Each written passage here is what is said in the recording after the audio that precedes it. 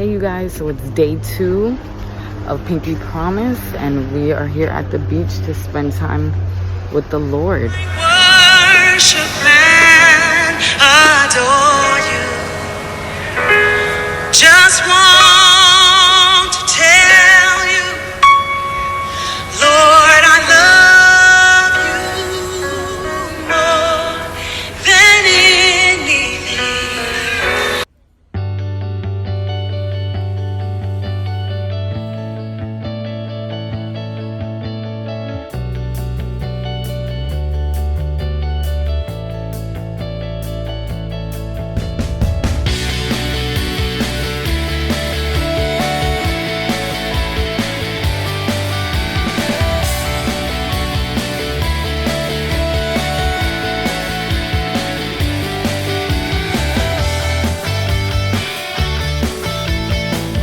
Hey y'all, so it is day 2, I guess, but the last day of Pinky Promise. I just got back from the beach, took a shower. Now we're ready to start going to sessions.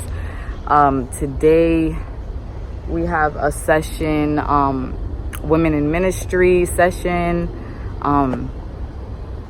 There's so many other sessions I totally forgot right now, but definitely I will be showing you guys. But I couldn't show you guys last night because my phone died. But when I tell you that it was amazing, and at the same time it was like God probably didn't want me to be on my phone. He wanted me to just be just lost in that moment. The word was so good. Lisa brought the word, and it was a word from God. And then the worship after, God's presence was in that place. It was crazy. I don't even know what to expect for tonight, because last night I literally felt heaven coming down, the presence of God. The more and more that we pressed in, the more and the more that we worship, God was here. So this is day 2. I'm gonna keep vlogging and just showing you the rest of my day, but we do leave tonight. After everything is done, we do go back to Orlando tonight. So I got my bags in the car, but this morning was beautiful, being at the beach, doing my devotion, and I'm excited to just continue and show you guys day 2 of Pinky Promise 2019 girls trip in Miami. I'm a single mom, and I am co-parenting with his dad, who is not saved.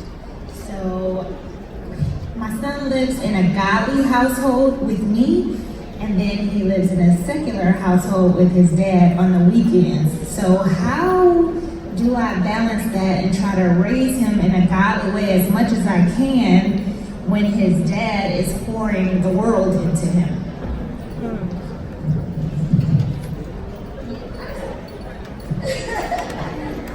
I'm gonna say this really quick. Have you ever entered a room and turned the light switch on and darkness been able to stay? Ever in life? On the weekends, you can go turn the light off in there if you want to, but when you come back to your house, you turn that light switch on and darkness cannot remain. And it's the same thing that you're pouring into him. So that's gonna be his father for the rest of his life. And on the weekends, he may live with his dad, but at one point, he's gonna leave your house. And your house is his sanctuary right now, but the world is even bigger than his dad's house is. And the world is not as nice as mama's house is. So it probably is a good thing that he's getting a test run out there right now, because you're getting to see how powerful what you're pouring into him already every single day is like a test run for what the world is going to do. So if he didn't have that balance, he'd really be thrown off once he leaves your house. You know what I mean? But just trust that, that what you're pouring into him is not going to be shaken by what the world is doing. The darkness will not be able to sustain. Exact same thing. And mommy, like you said, do not trust what you're doing into your child. You don't know what's going on when he goes to his dad's house.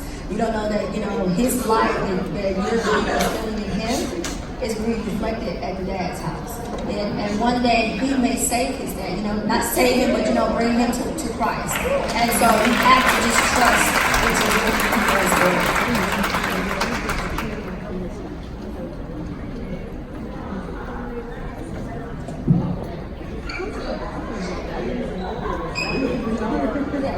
So my question is, how do you get the village to be on sort of like a united front?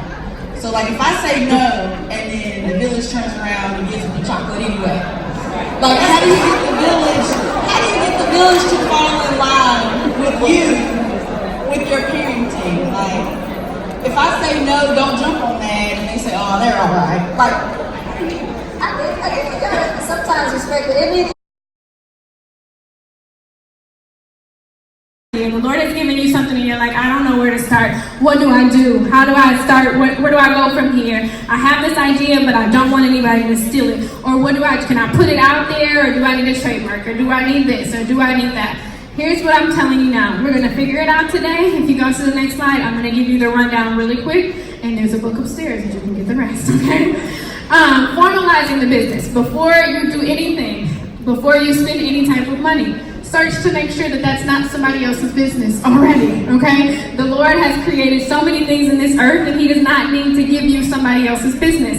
He will give you your own business name. He will give you something of your own. You do not have to copy anything else that somebody else has already created. He is creative enough, and so are you, to come up with your own thing and to blaze your own trail. So you can go on the uspto.gov website. You'll click on trademarks. And on that website, it'll be able to show who else has a trademark or what trademarks are pending. It's not to say that someone else doesn't have a business with a similar name, but they have not put a stake in the ground and claimed it as their own unless they have a trademark for it, okay? So that will allow you to go in there. Once he gives you the business name, if you figure out, okay, I want it to be called XYZ, go on their website and put it in there to find out if it's owned by somebody. All that to say, when they do, somebody can own it, but if they're using it in a totally different class. So say I want to launch a business called Reserved, and it's going to be like a ticket buying system platform. There can be another Reserved that's trademarked, but maybe it's trademarked under airplanes. As long as you're in two completely different classes, that's perfectly okay. You can still have that trademark, you can still open that business, you can still move forward. So make sure you look into that. Secondly, you would buy the domain for it. So domains are like 99 cents on GoDaddy if you just search those shirts, because I didn't have it. Do whatever you gotta do logically, okay, nothing extreme, but do whatever you have to do to be able to exercise in that gift at the level that you're at now, and the Lord will bring the increase, okay? Protecting your business is going to the trademark. We can go to the next slide. I'm gonna run through this really, really quick. You guys probably can't read this, but the DBA, and like I said, is just doing business as. There's no separation between you and your business. If you get an LLC, the cost for LLC waivers from state to state, but if you get an LLC, that separates you from your business. It makes your business its own entity, its own thing separate from you. So if you want to sell that thing, if somebody sues that thing, if you get sued yourself, they're two completely different things. So if somebody sues your business, they can't touch your personal assets. If somebody sues you, they can't touch your business assets. You always want that level of separation between the two. You can get more information in the book upstairs. Go to the next slide. Okay, the trademarking. Again, the trademarking gives a stake in the ground to say, this is my business name. You cannot start another business out here like this. There is nobody that's going to set out tomorrow and say, hey, I'm going to start a cooking company or a cooking show called Martha Stewart. Why? Because her name is trademarked. Even if your biological name is Martha Stewart, it doesn't matter. Martha Stewart has put her stake in the ground and said, this is mine, and everything that comes with it. I was obedient. I put the ad on Craigslist, and literally within a matter of days, I got my first client. It was an ethnic food store, and it just went from there. And the crazy thing about it is that once when the owner of the ethnic food store decided to hire me, one of the things that he wanted was my references. So I was like, from other clients, and so I don't want to, I was gonna lie to him. I wasn't gonna lie to him, but I wasn't gonna exactly say, you're my first client, then he'd really be scared. So, okay, all right, so we're gonna learn some things today. Let's go to the next slide. Just wanted to make sure where I was. Okay, so first thing that you want to be aware of, okay, The first thing, if you don't budget your personal finances, that's going to spill over into your business finances, okay? It is. And I'm going to speak from experience that in our household, my husband is the one, it's crazy because I am the accountant, so I'm great with the numbers, but I don't always, stick to the budgets, okay? But one thing that my husband actually told me that you have to get your finances and everything in order, or your business is not going to grow because it's going to spill over into your business. And what happens is if you're financially illiterate, okay, you're going to start commingling things. You're going to start using all of the income that you have coming in to go towards yourself. And I see that all the time. And I'm not saying that to make you feel bad. Know that trust me, a lot of entrepreneurs are doing that. They're using the business income to pay for personal things. And a lot of people, they kind of get confused because you say, well, it's my business. Yes, but that money does not belong to you. It belongs to the business. So the money is supposed to be reinvested back into the business. And then you can either pay yourself a salary, okay? And I understand that some of you may be in the area where you're funding your own business, right? So if you're funding your own business, I get that. So it's like, okay, well, I gave the business $500, so I need to get my $500 back. And I understand that, but there's a way to do that without commingling. Say no to commingling because the IRS frowns on commingling. If you ever had to get an audit and you're using like your business debit card to pay for things that are not business expenses, they are going to come after you and it's going to cost you a lot of money. You're going to have to pay penalties and back taxes, and you don't want to have to do that. So make sure that you're not commingling expenses. So you may say, okay, well, Jen, what should I do? Like, where do I start with that? Well, the first thing you need to do is you have to open up a business account. Like, you should have a business checking account, right? And you should have a personal checking account. If you have to say you have a t-shirt line and you need to buy t-shirts, but maybe the business doesn't have the money right now, so you need to finance that.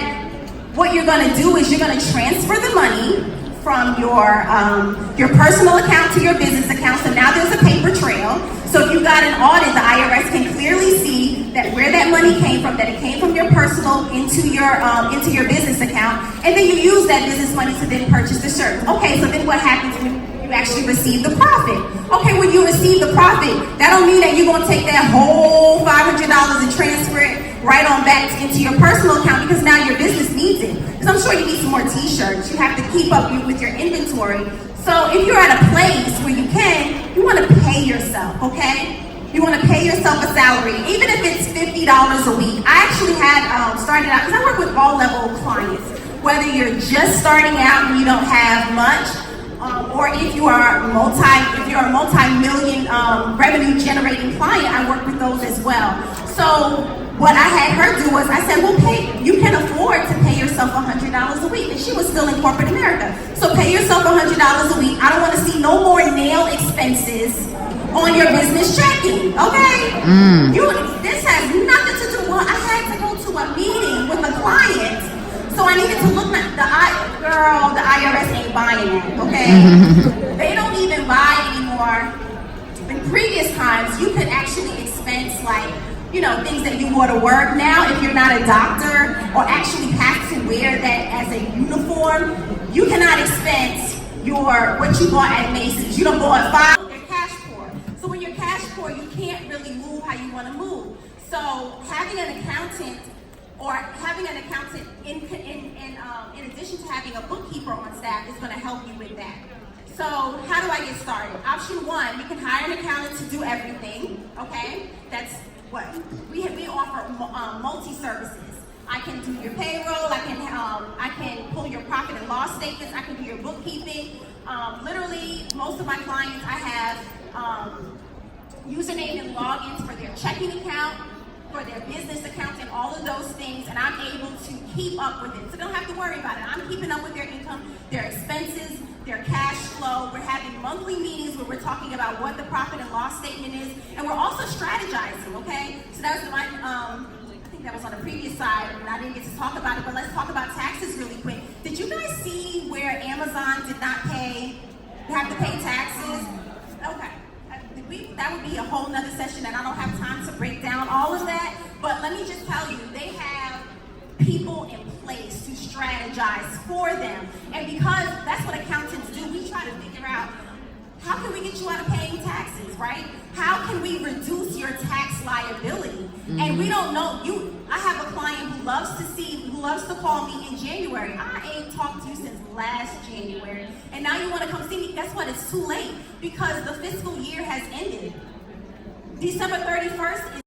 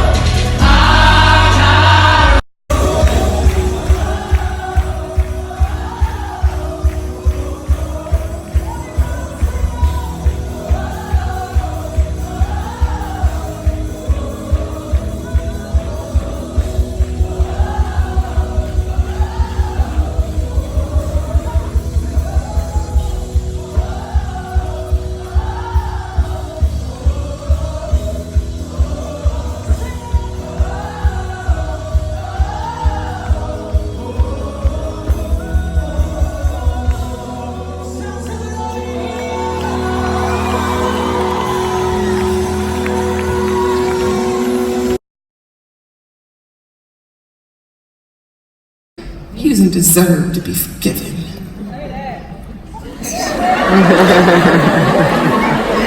You're interfering, Jesus. Oh, you want me to move to another state? I don't have the money to do it. You're interfering with my plans that I have for my life, Jesus. But we sit in these services and we say, God, I surrender all. I give you everything. But the moment God comes in to interrupt your life, what do you do? God's interference are divine interruptions that will take you to what he has called you to do. Amen. These are divine interruptions. They said, Jesus, go away. They begged him to leave.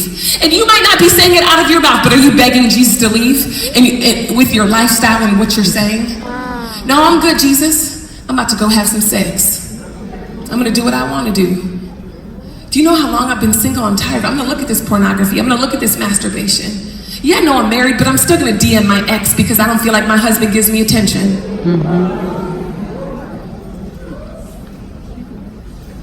I do what I want to do. But at the same breath, you're asking God for blessings, for purpose, for direction, for clarity. But the minute God gets close to you, he's close to touch. You push him away. The herdsman begged Jesus to go away. Go away. You're interfering with our money. You're interfering with our plans. And what's interesting is the next line in Matthew 9:1, it says Jesus climbed into a boat and went back across the lake to his own town. He left. Jesus left. So for the herdsmen, their idol was a pig. What is yours? What can you not let go of? They were more concerned about their money than the salvation of two people.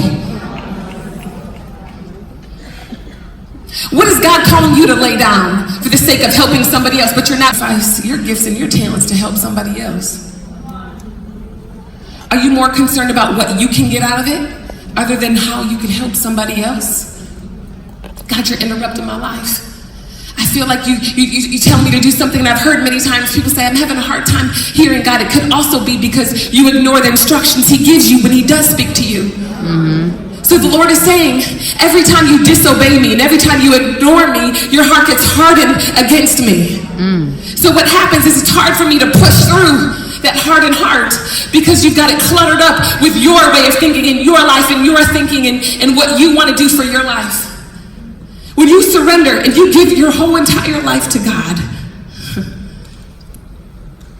he will absolutely blow your mind. I've seen him do it in my own life.